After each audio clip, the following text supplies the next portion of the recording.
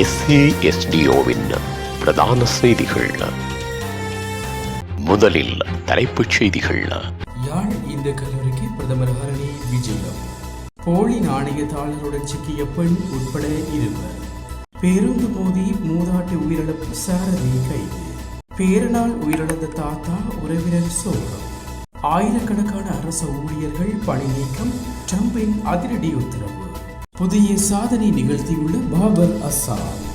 தொடர்பன விரிவான செய்திகள். தாயக செய்திகள். இலங்கை பிரதமர் ஹரணி அமரசூரிய யாழ்ப்பாணத்துக்கு இன்றைய தினம் விஜயம் மேற்கொண்டுள்ளார். யாழ்ப்பாணம் இந்து கல்லூரிக்கு இன்றைய தினம் காலையில் சென்ற பிரதமர் பாடசாலை அதிபருடன் கலந்துரையாடியுள்ளார். இதன்போது பாடசாலை கல்வி செயற்பாடுகள் தொடர்பில் கேட்டறிந்து கொண்டதுடன் மாணவர்களுடன் கலந்துரையாடியிருந்தார். மேலும் பிரதமர் கலாநிதி ஹரணி அமரசூரிய நாளைய தினம் கிளிநொச்சி மற்றும் முல்லைத்தீவு மாவட்டங்களுக்கு விஜயம் மேற்கொள்ள உள்ளார். பாணாந்துறை பின்வத்தை பிரதேசத்தில் 5000 ரூபாய் போலி நாணயத்தாள்களுடன் பெண்கள் உட்பட 2 கைது செய்யப்பட்டுள்ளதாக பின்வத்தை போலீசார் தெரிவித்துள்ளனர். பின்வத்தை போலீசாருக்கு கிடைத்த தகவலின் பேரில் சந்தேகத்துக்கிடமான முறையில் பயணித்த மோட்டார் சைக்கிள் ஒன்றில் மேற்கொள்ளப்பட்ட சோதனையில் சந்தேக நபர்கள் கைது செய்யப்பட்டுள்ளனர்.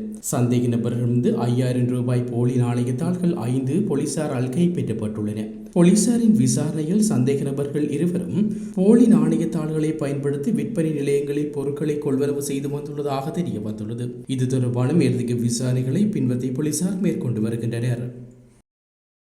சீதுவை போலீஸ் பிரிவுக்கு உட்பட்ட பேலியகுட சிலாபம் வீதியில் இடம்பெற்ற விபத்தில் கட்டநாயக்க பிரதேசத்தைச் சேர்ந்த 85 வயதுடைய மூதாட்டி ஒருவர் உயிரிழந்துள்ளதாக சீதுவை போலீசார் தெரிவித்துள்ளனர். நீர்கொழும்பிலிருந்து கொழும்பு நோக்கி பயணித்த பஸ் ஒன்று வீதியில் பயணித்த மூதாட்டி மீது மோதியதில் இந்த விபத்து இடம்பெற்றுள்ளது.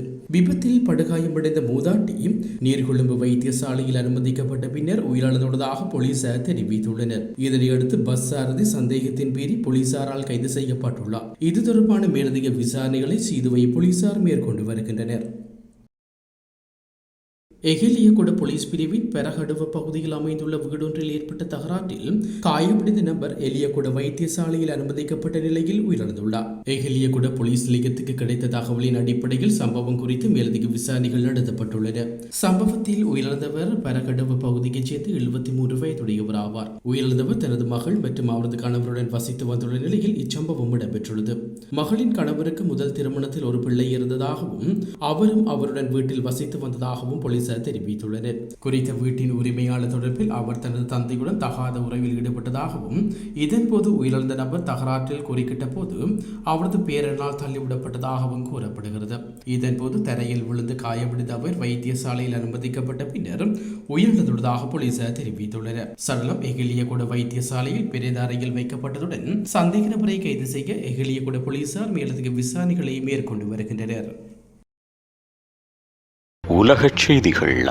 தொழிலதிபர் எலான் மேக்ஸின் பரிந்துரைகளின்படி 10,000 அரசு ஊழியர்களை பணிநீக்கம் செய்வதற்கான அதிரடி உத்தரவை அமெரிக்க ஜனாதிபதி டொனால்ட் ட்ரம்ப் பிறப்பித்துள்ளதாக வெளிநாட்டு ஊடகங்கள் செய்தி வெளியிட்டுள்ளன. அமெரிக்க ஜனாதிபதியாக ட்ரம்ப் பதவியேற்றது முதல் பல்வேறு அதிரடி நடவடிக்கைகளை மேற்கொண்டு வருகிறார்.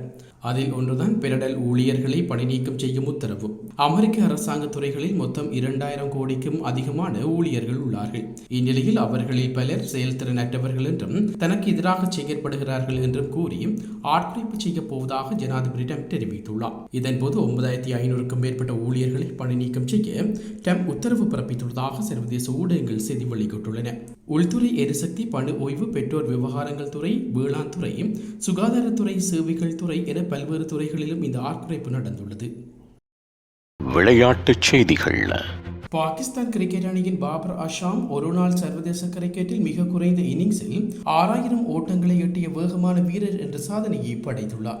அவர் 126 ஒருநாள் போட்டிகளில் பங்கேற்று 123 இன்னிங்ஸ்களில் 6019 ஓட்டங்களை எடுத்து 19 சதங்களையும் 34 அரைச்சதங்களையும் அடித்துள்ளார். கராச்சியில் நடைபெற்று வரும் பாகிஸ்தான் மற்றும் நியூசிலாந்து முத்தரப்பு தொடரில் நியூசிலாந்துக்கு எதிராக பாகிஸ்தானின் இறுதிப் போட்டியில் போது பாபர் இந்த சாதனையை நிகழ்த்தியுள்ளார்.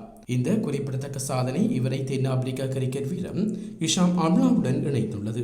அம்லா 123 இன்னிங்ஸ்களில் 6000 ஓட்டங்களை எட்டியுள்ளார். இதன் மூலம் இந்த மைக்கேலை எட்டிய வேகமான வீரர் என்ற பெருமையை இருவரும் பெற்றுள்ளனர். மீண்டும் தலைப்புச் செய்திகள். யாழ் இந்து கல்லூரிக்கு பிரதமர் ஹரணி விஜயம். போலி நாணயத்தாளருடன் சிக்கிய பெண் உட்பட 2 பேருந்து மோதி மூதாட்டி உயிரிழப்பு, சாரதி கைது. பேரனால் உயிரிழந்த தாத்தா உறவினர் சோகம். ஆயிரக்கணக்கான அரசு ஊழியர்கள் பணி நீக்கம், ட்ரம்பின் அதிரடி உத்தரவு. புதிய சாதனை நிகழ்த்தியுள்ள பாபர் அசாம்.